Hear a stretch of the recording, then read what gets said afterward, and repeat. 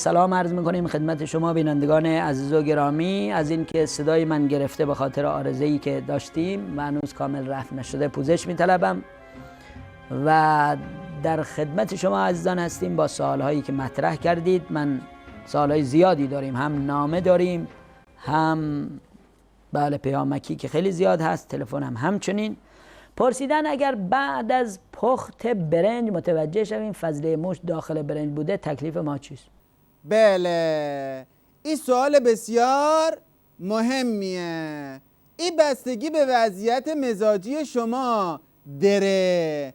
اگه برنج تناول فرموده و سیر شده بوده دیگه لازم به خوردن فضله موش نداره، یعنی نیسته. اما اگه دیدی بازم جا داری، احوط آن است که فضله موش رو با نون بزنی ترک. حالا تلفن بشنفیم. گوشم چرکی شد، دکتر گفت باید پنبه داخل گوشت بذاری. آیا درسته پنبه داخلش باشه؟ بله، پنبه داخل گوشتون باشه ها. بله، این شماره تلفن برنامه پزشک خانواده با زلال احکام یکیه. یه همچین مشکلی اون موقع پیش میه.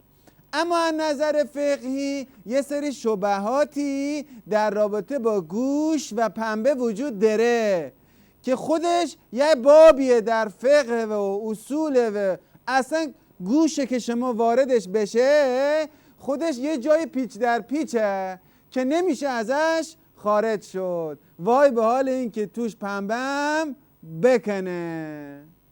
خب این سوال بعدی هم که میخوام بخونم مثل این سوال تلفنی است که شنیدیم. حکم مصرف مواد مخدر یعنی شباهتی داره، چیست؟ بله، سوال بسیار خوبیه.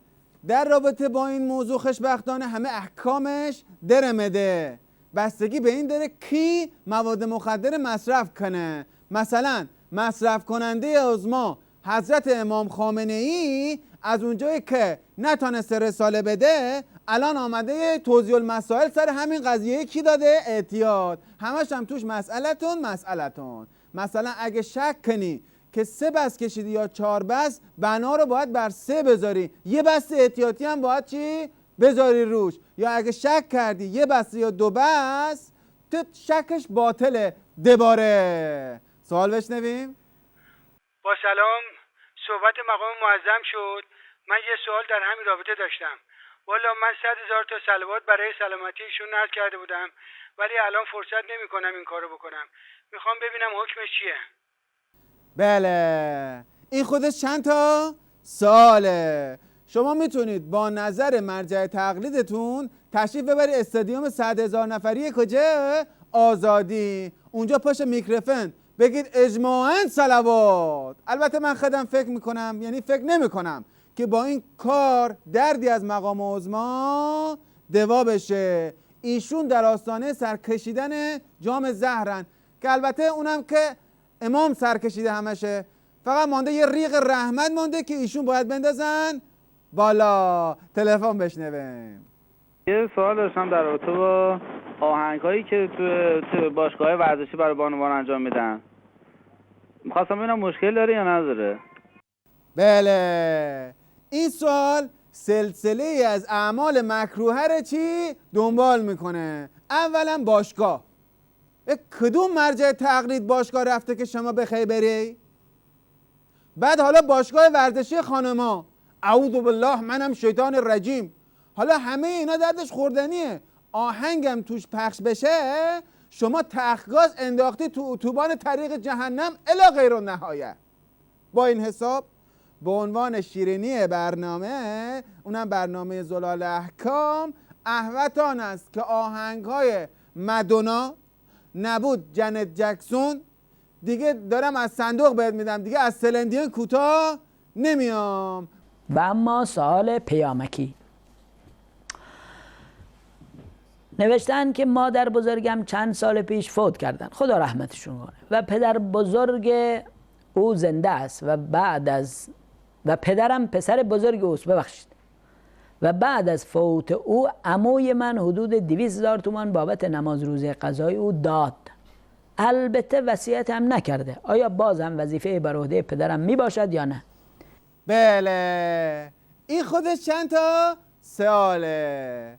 اگر پدر بزرگ مادر بزرگتون توسط جاری باجناقتون که پسر بزرگ عموی شماست خون جهنده داشته باشه، احتیاطاً واجب اینه که داداش کوچیکتون آب بکشید. اما اگه ایشون هم فوت کرده و در فاصله بیشتر از 60 کیلومتری شما دفن شده، 1/4 به شما تعلق میگیره. یه نفرم باید چیکار کنی؟ سر ببری، حالا شطور باشه یا نفر باشه. فقط مانده اون 200,000 تومان. اون 200,000 تومان هم کسی دست نزنه، بفرستید برای برنامه زلال احکام. سر این 200,000 تومان نه وظیفه گردن شماست، نه گردن پدر مادر و پدر جدتان. تلفن بشنویم. سلام کردن مرد به زن چه حکمی داره؟ با تشکر. بله، با سلام و صد سلام به شما بیننده عزیز. بله، سلام کردن مرد به زن همش حرامه و مکروه و کراهت داره و باید مردی که سلام میکنه در مرای عام به شلاق بکشن و مجازات بکنن. با سلام مجدد خدمت شما، سلام برسونید خدمت خانواده. تلفن بشنویم. الو، سلام علیکم. راستش قبل از تظاهرات 9 دی به بچهای پایگاه ما ساندیس آبنگور دادن، مثل اینکه تاریخ مصرفش گذشته بود، چون بعدش ما رو تلو خوران بردن تظاهرات. میخوام ببینم حکم این تظاهرات چیه. خیلی ممنون. بله، اگه تو فکر میکنی حماسه عظیم 9 دیو به خاطر 2000 شرب خمرته اونم بدون ماست و خیار باطل اعلام میکنم، کور خواندی.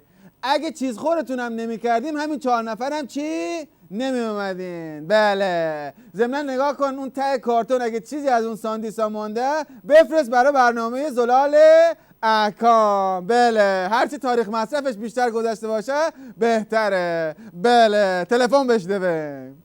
سلام علیکم. من هر شب خواب میبینم که من و شما و مقام عظما و خلاصه همه آیات عظام یه تیمیم داریم با خرها فوتبال بازی میکنیم. میخواستم ببینم چیکار میشه کرد که من بتونم راحت بخوابم. با خرها فوتبال بازی میکنه؟ بله، خب من برای شما یه وردی میفرستم که شما قبل از خواب اینه چند بار از روشم بگی بخوان، اون وقت بگی بخواب. این وردی که میفرستم مثل والیوم میمونه، راحت میخوابی. بله بله، دست شما درد نکنه. فقط میشه از فردا شب شروع بکنم؟ بله. چرا؟ چون امشب فینال تیم ما و تیم خراست. هنه. بله، اینم از دشمنان نظام که لحظه بیکار نمیشینن و حتی برنامه‌های زلال احکام ما رو هم چی؟ به گند کشیدن. بله. و السلام علیکم و رحمت الله و برکاته.